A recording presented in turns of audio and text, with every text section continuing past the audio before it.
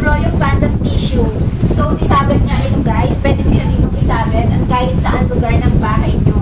Dahil sobrang ganda ng quality niya, kaya gustong-gusto ko to. Dito nga lang siya. Tingnan nyo guys, matibay ito. Maganda yung quality niya. 4-ply na siya. Malambot, pwede sa face. Malambot siya sa face. Pwede kahit saan. Hindi siya mabilis malugod.